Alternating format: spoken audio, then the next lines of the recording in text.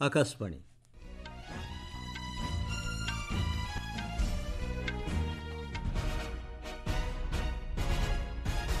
संवाद पढ़ुछंती उदयनाथ स्वाई। मुख्य संवाद। रेल नेटवर्कर विकास आधुनिकीकरण क्षेत्र में सरकार प्रतिबद्धता को दोहराइले रेलमंत्री अश्विनी वैष्णव। अमेरिकार डलास रे नूतन दूतावास सेवा केन्द्र आरंभ हेबा नै घोषणा कले दूतावास महानिर्देशक। उत्तर प्रदेशर गोंडारे सड़क दुर्घटन 11 जनक मृत्यु। जापान ओसाकार वर्ल्ड एक्सपो 2025 रे भारत मंडप को बुली देखुचंती परिदर्शक। एवं आंडरसन तेंदुलकर ट्रॉफीर पंचम टेस्ट मैचर आज चतुर्थ दिन में द्वितीय इनिंग्स जारी रखिब इंग्लैंड।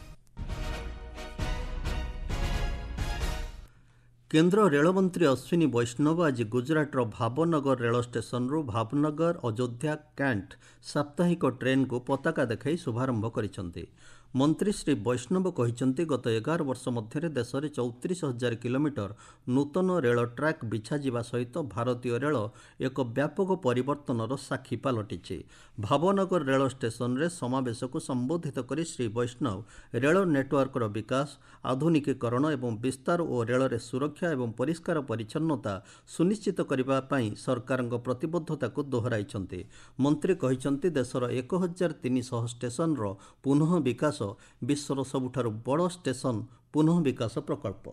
इन 11 वर्षों में मोदी जी ने रेलवे में बहुत नए काम चालू किए। 11 वर्ष पहले अगर किसी स्टेशन पे जाते तो स्टेशन पे खड़े होना दूभर होता था। इन 11 वर्षों में मोदी जी ने रेलवे में बहुत बड़ा परिवर्तन किया है। आज स्टेशन साफ सुथरे होते हैं, नए स्टेशन बन रहे हैं, गाड़ियां साफ सुथरी है और जो 50-60 वर्षों के पुराने जो तकलीफें थी उनको इन 11 वर्षों में बहुत हद तक दूर किया है और एक नए विजन के साथ काम कर रहे हैं जिससे कि नए तरह का रेलवे गढ़े, नए तरह का भारत बने।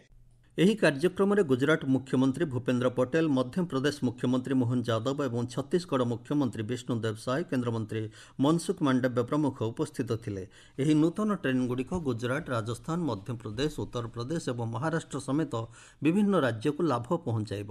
ଏହି ଅବସରରେ ରେଳମନ୍ତ୍ରୀ ଗୁଜରାଟ ପାଇଁ ଅନେକ ଘୋଷଣା ମଧ୍ୟ କରିଥିଲେ। ଏ ସମ୍ପର୍କରେ ଆମ ସମ୍ବାଦଦାତାଙ୍କ ରିପୋର୍ଟ। राजकोट, पोरबंदर और जूनागढ़ जिलों में बुनियादी ढांचे को बढ़ावा देते हुए पोरबंदर और राजकोट के बीच नई रेल सेवा की घोषणा की गई। इसके अलावा सारडिया और वांसडलिया के बीच नई रेलवे लाइन की घोषणा के साथ एक लंबे समय से प्रतीक्षित मांग भी पूरी हुई। राणावाव स्टेशन पर 135 करोड़ की लागत से एक आधुनिक कोच रखरखाव केंद्र भी बनाया जाएगा। मंत्री जी ने भावनगर बंदरगाह पर एक नया कंटेनर टर्मिनल स्थापित करने की भी घोषणा की और आने वाले समय में भावनगर और सूरत के बीच नई वंदे भारत ट्रेन शुरू करने का भी वादा किया। अपर्णा खोंड, आकाशवाणी समाचार, भावनगर। हस्टन भारतीय दूतावास महानिर्देशक अमेरिकार टेक्सासर डलास एक नूतन भारतीय दूतावास सेवा केन्द्र ICAC आरंभ कर घोषणा करिसेंति। एही केन्द्र डलास पोर्ट वर्थ अंचल में बसवास करुथिबा भारतीय संप्रदायक पई दूतावास सेवा पाइबा सहज करिवो। सेमानंकु हस्टन यात्रा करने पड़ो ना। यही केन्द्र को अमेरिकार भारतर राष्ट्रदूत विनय क्वात्रा द्वारा आभासी जरिया उद्घाटन करा।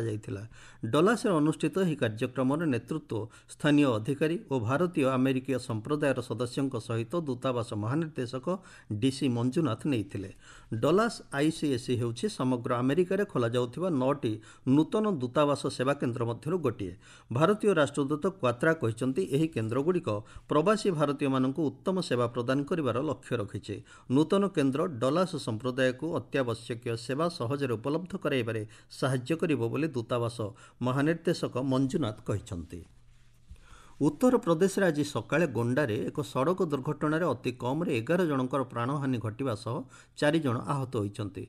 पुलिस सूचना अनुसार 15 जन श्रद्धालु नहीं पृथ्वीनाथ मंदिर को जाउथिबा एक बोलेरो नियंत्रण हराई परासराई आलाभाई देवरिया रास्तार रेहेरा ग्रामर सरयू केनाल सेतु निकट केनाल रे पड़ जाइथिला।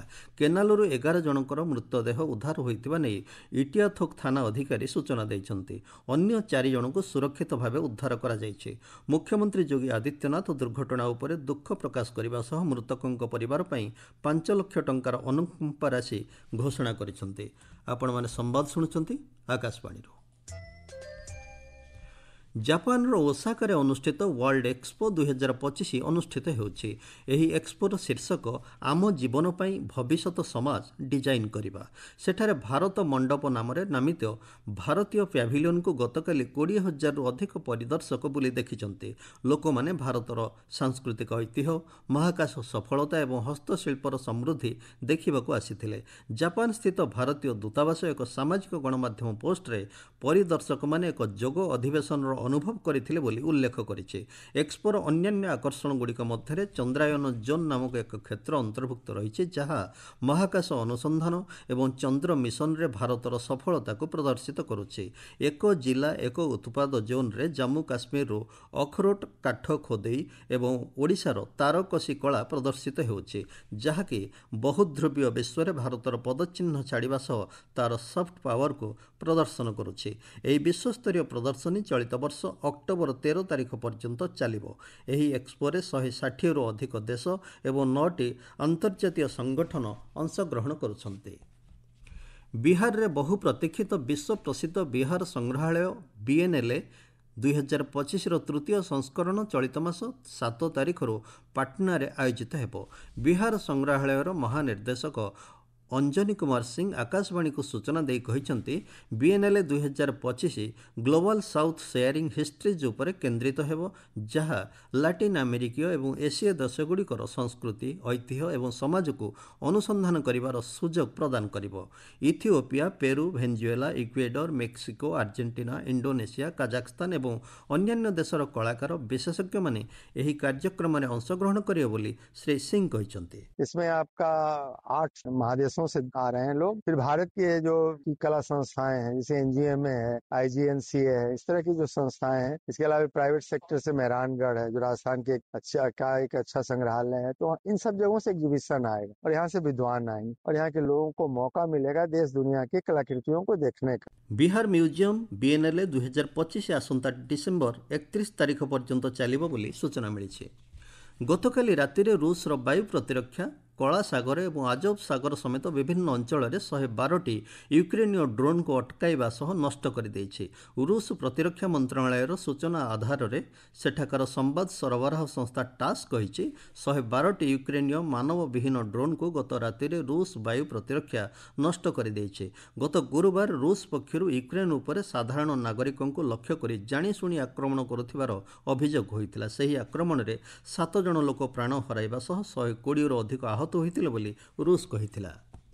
ଟେବୁଲ ଟେନିସରେ ବ୍ରାଜିଲର ଫୋଜ୍ ଡୋ ଇଗୁଆଚୁରେ ଅନୁଷ୍ଠିତ WTT ଷ୍ଟାର କଣ୍ଟେଣ୍ଡର 2025ରେ ଭାରତର ପ୍ରଭାବଶାଳୀ ଅଭିଯାନ ଜାରି ରହିଛି। ଆଜି ରାତିରେ ମାନୁଷ ସାହା ଏବଂ ଦିଆ ଚିତାଲେ ମିକ୍ସଡ ଡବଲ୍ସ ଫାଇନାଲରେ ପ୍ରତିଦ୍ୱନ୍ଦିତା କରିବେ। ଏହି ମ୍ୟାଚ୍ ଭାରତୀୟ ସମୟ ରାତି 9ଟାରେ ଆରମ୍ଭ ହେବାର ଆଶା କରାଯାଉଛି। ବିଶ୍ୱର 10 ନମ୍ବର ସ୍ଥାନରେ ଥିବା ଶୀର୍ଷ ମାନ୍ୟତାପ୍ରାପ୍ତ ଭାରତୀୟ ଯୋଡ଼ି କ୍ୱାର୍ଟର ଫାଇନାଲ ଏବଂ ସେମିଫାଇନାଲରେ ଚିଲି ଦଳ ବିପକ୍ଷରେ ବିଜୟ ହାସଲ କରି ଫାଇନାଲରେ ପ୍ରବେଶ କରିଛନ୍ତି।